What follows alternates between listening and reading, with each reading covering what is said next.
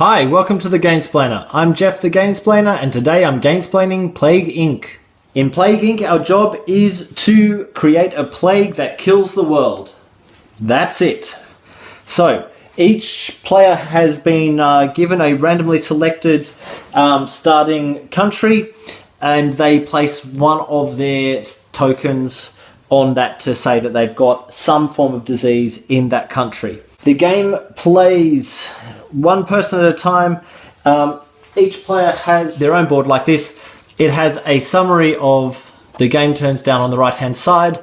There are some traits to their plague already, their bacteria already on the card. They're printed on there. Everyone's is the same. So the start of the game goes through each of these 5 phases, and then it's the next person's turn. So first up, the DNA phase. In the DNA phase, you get 1 DNA score. This is the DNA track here. You get 1 DNA point per country that you have infected. So yellow's turn is first. They have 1 DNA point for 1 yellow token down there. The card on the board here also gives them another DNA point. So yellow will take 2 DNA points as their starting thing. The next step that you do is you choose a country card. The country cards are these cards over here. They allow you to, basically when you pick one up, you place it straight onto the board. There is no point at the moment for yellow to pick Venezuela in South America, because they are not able to actually infect that. So the starting turn or so, until you get a feel for how to make your bacteria move around, you probably want to try and grab a card that's in the same continent, because your disease is going to grow and it can only grow in the one continent until you get some specific traits. So once you choose that, for example, if that was the card that yellow chose, you'd place that on the appropriate country and then bring over a new one. If there were none there that you want to take, which was the case, you are allowed to just take one blind from the stack and place that in the hopes that you're going to get something that's helpful, and this one would have actually been helpful to the blue player instead.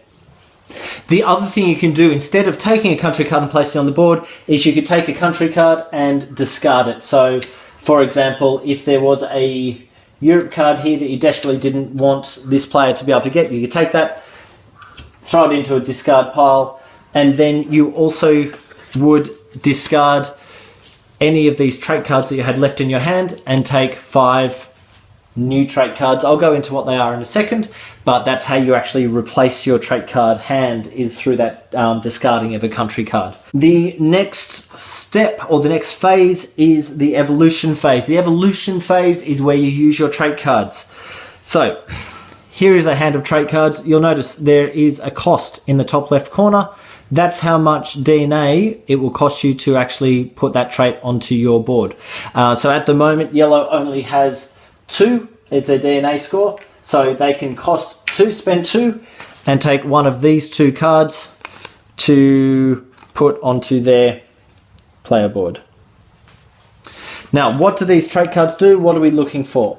The first up, the one that I chose to put down there, makes your bacteria waterborne, which means that it can go from a country that has a port, like this one here. See, this one has port and airport, and can travel across the water into another country that also has a port. So if this particular country here was on the board, he'd be able to spread the disease into this particular country as well, which is, that's in North America, so that didn't really help. But that's the marker you're looking for to tell you if you're going to be able to move from one place to another. The other way that your bacteria can travel is through an airborne trait. So once you've got that on your board, any card that has the airborne marking, so the airport, can travel to any other country that also has an airport. That one also costs 2 of the DNA. The other things you're going to have to watch out for now, there's none of them on the board at the moment, but there will be countries that are cold climate countries and other countries that are hot climate countries. Your bacteria won't be able to live in those countries unless you have a cold resistant trait on your player board. I'll have a look at this other marking in a second. And the other one you're looking for is the heat resistant trait. So those are the markings, the traits that you'll need to be able to move anywhere on the board. If you can get all 4 of them onto your board, you'll be able to move absolutely anywhere you like onto any country with your bacteria. However, there are only 1, 2, 3, 4, 5 spots, and these 2 already have things on them, so they're the last ones you want to cover up. But once you cover them up, you can't use those particular extra skills. Now, that other marking that was at the bottom of those cards a second ago is the infectivity and the lethality. Infectivity shows you how many countries you're going to be able to infect in the next step, which is phase 4. So I'll get straight to that now. So once I have my trait on my card, I am now able to infect. At the moment, on every board, I have an infectivity of 2, which means I can take 2 of my bacteria markers and I can put them into other cities that are on a country in the same continent as me. So if there was another country here in the same continent, I could place a marker on that one. As it stands, I can only place a marker on the country that I'm currently in, which is USA. Sorry, America. The other thing that you could do is use the other skill on the bottom of your board in the infection phase. Instead of putting down more tokens on the countries that you can reach, you're allowed to put 1 token into a city, another city on the board. There's no restrictions on that city that you're able to use. So you're able to put a disease into a cold climate or into another continent without having to worry about having a trait that will get you there. But it means that you're not getting the minimum 2 extra bits of infected cities to help you score points on the next turn. The 5th and final spot is called Death. Nice and simple, Death. What you do on that one is any country that has all of its cities completely covered with infection, it doesn't matter how many different colors are on there, any city, any country that has completely covered, if you are the majority disease in that city, you will roll the death die. It looks like this. I'm not sure if this is just the funky red stuff is just from the Kickstarter version or if that's on the retail version. Time will tell on that, but death die is just a 6-sided die. What you're trying to roll is against the lethality. So you have a +1 on lethality at the moment, which means if you roll a 1 on that die, you have killed the country. If you have this trait on your board, that gives you another 2 added to that 1, so you have a 3. So if you roll a 1, 2, or 3, while that card is on your board, you have killed the country. When you kill a country, everyone who has a token on that country will take some DNA points for it. So if this one happened to die, blue would get 3 points, yellow would get 4. This card is then placed face down in front of the person who killed the country, which in this case was yellow. So they would take that card and just keep it in a stack there, and those cards will pile up through the game. Then every player who had some disease in the country that just died will take an event card. You're only allowed to have 3 event cards in your hand at any one time. The events tell you when you can play them. There's a whole bunch of text that'll take you a little bit of time, but fortunately for you, you're not able to play an event card on the same turn in which you took it. So the game can keep going while you read that event card. There are some basic elements on the event cards in the way they use the language that say the same for all event cards. So the word token means these little guys here that are what mark if you're infecting a city. And that can be anyone else's or your own. So if it says move a token, you're literally lifting it 1 token from one city, moving it over to another. If it says place a token, then you get to put a token onto any city on that board. If it says remove token, that's the opposite, obviously. Take any token away. The cards will tell you if you need to play the card at the beginning of a turn or the end of a turn or when a certain event happens.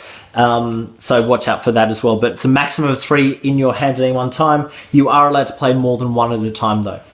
The pile of country cards that you have at the end of the game will give bonuses. There are 3 different bonuses that are going to be handed out at the end of the game. There's a +4 points on the DNA for any. It's called a lucky escape. So the player with the most tokens left on the board at the end of the game gets another 4 points on the DNA track. So if this is what the board looked like at the end of the game, yellow has only 1 on there, yellow would get another 4 points. There's 6 points for the person who has killed the most countries within each continent. So you go through the continents, and whoever's got the most countries from North America would get 6 points. Then the most from Europe, etc., through all 6 of those continents. And then there's the ultimate wipeout, which is another 7 points for the player who has managed to kill the country that has the most cities on it. So you can see these guys only have 4 cities. Each of those black spots is a city. This guy here only has 2. The one that we killed earlier has 7 cities on it. That's about it for Plague Inc. I think I've gone through all of the rules. It's a relatively straightforward game. You should be able to get it to the table fairly quickly. It's probably easiest for the owner of the game to have the first turn and actually talk through what they're doing on each turn, rather than explaining all the rules as I've just explained them. Sit down, put everyone onto the DNA track, give everyone a country, give them their traits, and then as you're playing, just literally go through step by step. This is what I'm doing. This is what I'm doing. When you get to the evolution phase, it might be worth just taking a step back to tell everyone what each of those markings mean for the waterborne or airborne or infectivity and all that type of stuff. Other than that, it's fairly straightforward, and you should be able to catch what's happening from that point. But do let everyone know about the bonus points at the end that I just went through with you. They are on this handy little card, so anyone can look at that at any time. I hope this has helped you get a good feel for how Plague Inc. works. I hope that it helps you get Plague Inc. to the table. If you have any comments or suggestions, please write them below. If you have any games that you wish to be Gamesplaned, please send me an email at thegamesplainer@gmail.com. Follow me on Twitter and Instagram to see what games I've been playing at The Gamesplainer. And until next time, enjoy gaming.